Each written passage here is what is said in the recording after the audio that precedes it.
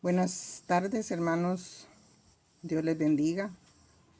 Nuevamente retomamos el estudio del día jueves. Esta vez nos corresponde estudiar la lección número 10, que se llama El Espíritu abre nuevas puertas. La base bíblica está en el libro de los Hechos, capítulo 13, los versículos 14 al 15 y 42 al 52. El versículo para memorizar es: porque así nos mandó el Señor diciendo: te he puesto como luz de las naciones para que lleves mi salvación hasta las partes más lejanas de la tierra. Eso se encuentra en el libro de los Hechos, capítulo 13, versículo 47. Dejamos los temas de la Semana Santa y empezamos entonces, como decía, esta serie que ya casi la vamos a terminar, del Espíritu Santo, la obra que el Espíritu Santo hace. Y el propósito de esta lección es estudiar uno de los episodios del primer viaje misionero de Pablo y Bernabé. Analizar cómo los sucesos en Antioquía de Pisidia nos sirven como enseñanza para nuestros ministerios de evangelismo. Reflexionar sobre cómo estas enseñanzas se vuelven prácticas en el discipulado y en la iglesia. Aquí tenemos un mapa del primer viaje misionero de Pablo. En este viaje misionero él salió de Antioquía, de Siria. Fijémonos aquí que hay dos Antioquías, mis hermanos, aunque los nombres en el mapa están escritos en otro idioma, no sé si es francés o inglés, pero se distingue muy bien que él sale de un lugar que se llama Antioquía y llega a otro lugar que también se llama Antioquía. Pero él sale de Antioquía de Siria y llega a Antioquía de Pisidia. Entonces, en ese primer viaje, vamos por la línea de abajo, él llega primero a la isla de Chipre. La navegación, ustedes, como lo hemos hablado, no son barcos de motores ni con todas las comodidades, sino son barcos que van movidos por el viento. Entonces, el primer lugar a donde llegan es a la isla de Chipre y después suben y ahí es donde ellos visitan iglesias de la región de Galacia. Regresa a Antioquía de Siria nuevamente. Siempre que nosotros empezamos este estudio, ustedes se recuerdan, hermanos, que hicimos mucho énfasis en que la clave para leer el libro de los Hechos es Hechos 1:8, en donde hay un mandato para los apóstoles que es ser testigos en Jerusalén, en toda Judea, en Samaria y hasta lo último de la tierra. Y en los estudios anteriores los vimos cómo salieron de Jerusalén. La palabra de Dios dice que los que fueron dispersados iban por todas partes anunciando el evangelio. Han avanzado mucho. El Espíritu Santo ya fue derramado a los gentiles ante los ojos de un Pedro que se sorprende y también aprende. Entonces, este estudio de hoy nos permitirá ver que ya el evangelio salió de las fronteras de las tierras judías y va hasta lo último de la tierra. Es decir, ya salió de Jerusalén, recorrió algunos lugares de Judea, ya pasó por Samaria y ahora va hasta lo último de la tierra. Pablo desarrolló su misión hasta lo último de la tierra y lo concretó en 4 viajes misioneros. Se recuerdan que los estudiamos en el 2019 y hoy solamente los vamos a tocar así a la ligera. Estos 4 viajes misioneros están registrados en el libro de los Hechos. El primero es el que vemos en el mapa que yo les mencionaba, ¿verdad? El primer viaje misionero de Pablo. No fue muy lejos esta vez. Ya en los otros va a llegar a Grecia y después a Roma, pero aquí solamente se queda en una parte de lo que se llama Asia Menor. Entonces, él hizo un recorrido extenso para aquel tiempo, ¿verdad? Y llegó a ciudades, como les decía, de la región de Galacia, en donde estableció iglesias.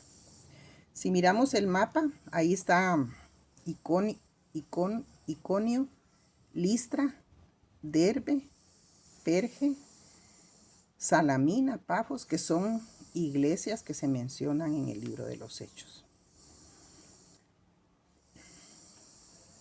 Lo primero que encontró él en su viaje es un mago. Eso está en los versículos del 4 al 13, que no los tomamos allá en la base bíblica, pero en esa llegada de él a la isla de Chipre, en Salamina, ahí él se encuentra con un mago.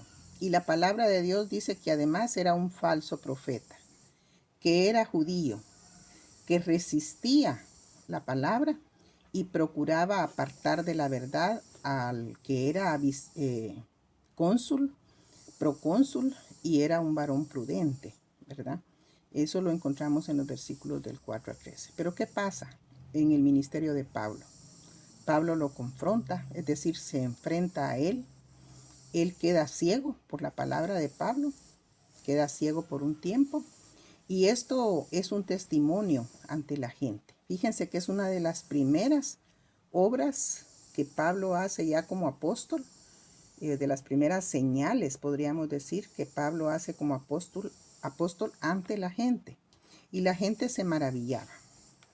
La segunda cosa es que ya en los versículos 14 y 15 dice que llegaron a Antioquía de Pisidia y estando en la sinagoga les dan la palabra.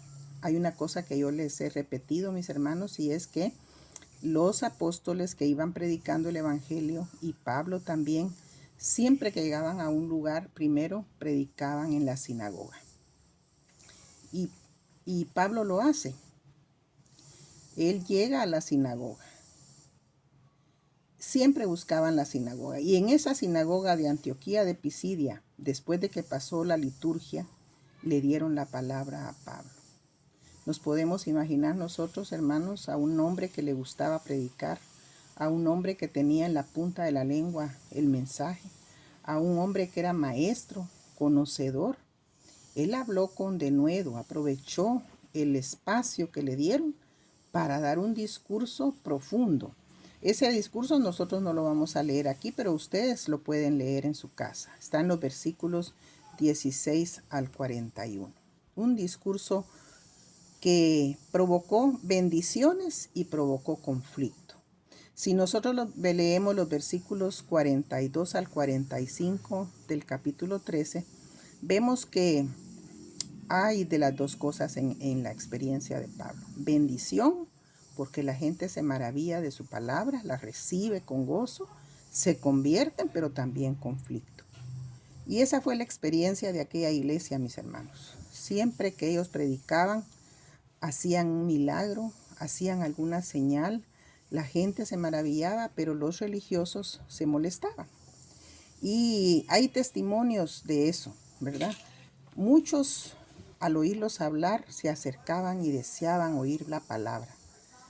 La buscaban con afán, pero venía luego la oposición. Así sucedió en este lugar.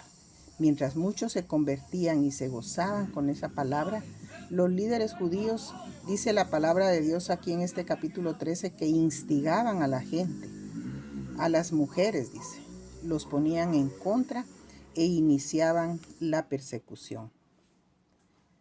Para concluir, mis hermanos, a donde una puerta se cierra, Dios abre otras posibilidades. En los versículos 46 y 52 está descrita cuál fue la respuesta de Pablo a esa oposición. Se sacudieron el polvo de sus pies. ¿Dónde escuchamos nosotros eso? ¿O dónde lo hemos leído? ¿Se recuerdan cuando Jesús envió a los apóstoles? Y entre esos apóstoles no estaba Pablo. Pero él les dijo que cuando en algún lugar no los recibieran, se sacudieran el polvo de sus pies. Y así lo hizo Pablo en esta ocasión. Ese rechazo acompañó a Pablo. Y a veces nosotros también recibimos rechazo, mis hermanos. Cuando nosotros recibimos rechazo, el rechazo trae enojo, amargura, desesperanza. No, yo no puedo decir cómo se sintió Pablo, porque esa es una experiencia personal. Pero esos son los sentimientos que llenan el corazón de uno cuando uno siente rechazo a lo que uno está hablando, sabiendo que es palabra de Dios. Pablo y Bernabé en este pasaje nos enseñan a confiar en Dios, a que el rechazo no nos impida seguir adelante, viviendo y predicando el Evangelio. Es el primer viaje de Pablo y recibió rechazo, un rechazo duro. Entonces, hermanos, él hubiera dejado de predicar. No, hizo 4 viajes y no hizo un quinto, un sexto viaje porque murió, pero él hubiera seguido predicando y a saber hasta qué lugares hubiera llegado. Hay un ejercicio que nos puede servir y yo se los escribo aquí a ustedes, que es ilustrativo. Si ustedes quieren lo hacen, si quieren se lo imaginan, pero nos manda esta lección a que pongamos una bandeja con harina, o puede ser con tierra si no queremos poner harina. En esa bandeja, que nosotros tratemos de recordar algún momento en el que fue rechazado nuestra palabra, nuestro mensaje, nuestras ideas. Que pongamos las manos en esa bandeja que se van a llenar de polvo o de harina y después sacudirlas, ¿verdad? Al sacudirlas, prácticamente se va todo lo que quedó en la mano cuando las pusimos al principio. Y eso es lo que sucede con el rechazo o lo que tenemos que hacer cuando somos rechazados. Sacudir los pies, el polvo de los pies es muy significativo. Pero también en este caso, en este ejercicio, vemos que las manos prácticamente quedan limpias. Y eso es entonces borrarlo de nuestro corazón, olvidar, ¿verdad? Y pedirle a Dios que nos ayude para seguir adelante. Gracias, hermanos, por su atención. Estamos siempre orando por cada uno de ustedes.